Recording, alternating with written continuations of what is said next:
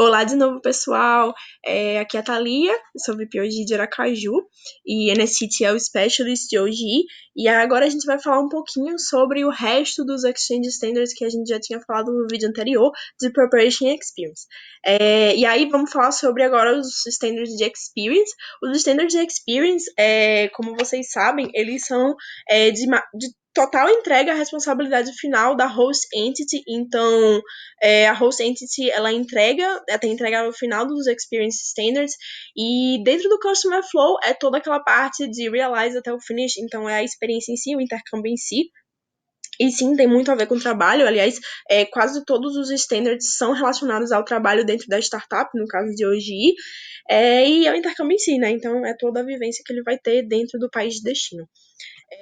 O primeiro standard que eu preciso que vocês saibam é o First Day of Work. O First Day of Work é o primeiro dia de trabalho, traduzido literalmente, e no primeiro dia de trabalho é necessário que alguém da exec de lá, a exec destino do ICX, ela acompanhe nosso EP dentro do primeiro dia de trabalho, dentro da experiência dele, porque ela precisa, obviamente, ensinar como passar por todos os caminhos, como chegar até lá, como andar de ônibus, se necessário, para que o EP, no resto dos dias, saiba como chegar até o seu trabalho.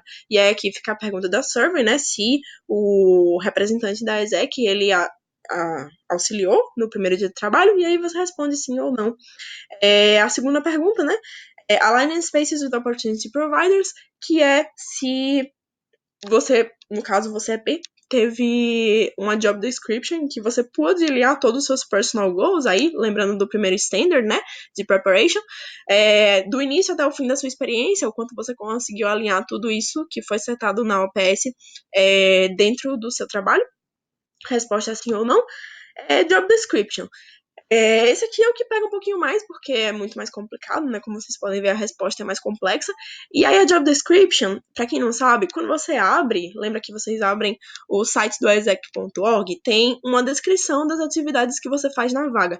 Isso é a job description. Então, quando você dá o APD, é muito importante que vocês salvem a job description, porque o AP ele precisa, sim, trabalhar em cima disso. E se ele não trabalhar em cima disso, ele precisa ser comunicado com antecedência e ter concordado com isso, para que ele possa trabalhar na nova job description, caso houver algum problema com a startup, não é? E aí a pergunta da survey é essa: se você está fazendo a job description para que você se aplicou na vaga, se a job description for diferente da que você se aplicou, se você foi comunicado das mudanças e se você concordou com isso, porque se você não concordou, você não teve um standard entregue. E aí sim, a job description foi a mesma, show, perfeito. Não, a job description não foi a mesma, mas ele concordou com as mudanças e as mudanças foram comunicadas. E aí a terceira, que é a que a gente não quer que eles respondam, não é mesmo? Que é se que ele não teve job description e que as mudanças não foram comunicadas. E nem concordadas. 12, working hours, então são os tempos de trabalho que a gente precisa, que foram setados na plataforma da experiência. Para quem não sabe, o mínimo de horas que o EP precisa trabalhar é 25 e o máximo de horas são 30 horas. Então ele precisa ter 25 horas semanais até 30 horas semanais. Menos que isso ou mais que isso, não é um GE. Então pensem bem nisso. Duração da experiência, para quem não sabe, o mínimo de duração que um GE pode ter é 6 semanas e o máximo de duração são 12 semanas. Então, se você teve um EP que trabalhou 4 semanas, ele não completou a experiência, ele não teve a duração correta. Ou mais de 12 semanas, ele não teve o GE, ele não teve a experiência completa. E não teve esse standard entregue, e esse standard é necessário intrínseco à survey.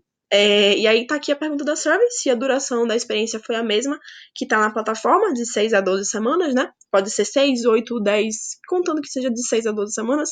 Sim, a duração foi a mesma? Não, mas ele concordou com as mudanças, só que essas mudanças precisam estar dentre as 6 a 12 semanas, não mais, não menos, e nunca concordou com as mudanças.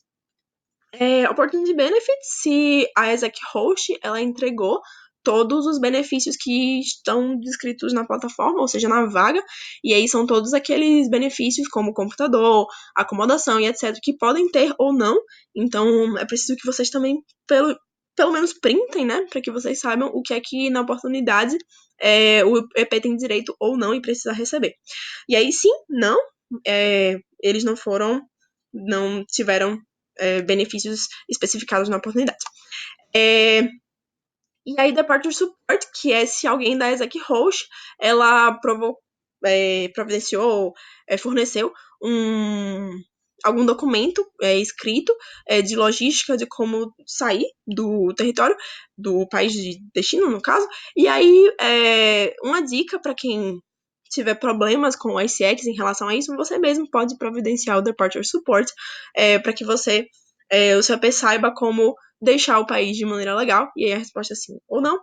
E aí, o Post Experience Standards é só um, a gente só tem um que é o debrief, e aí é o standard em que sim, ele responde a survey, e aí de fato a gente vai saber se foi completed ou não, e é um standard nosso, que a gente entrega como OGI, e disso tem a RIS, né? Que o que é a RIS? É quando o seu EP ele volta, a gente faz o debrief e você tem um seminário de reintegração, que é para você conversar sobre a experiência, para que você fale sobre, você colha feedbacks também da experiência, de satisfação do consumidor, onde o nosso consumidor responde NPS, e aí também fica a dica, coloquem os EPs de vocês para responderem a NPS.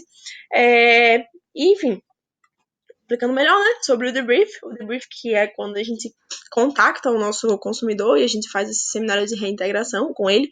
É, e aí, a pergunta que tá na survey é se a gente contactou no final da experiência e providenciou um debriefing space para o nosso EP.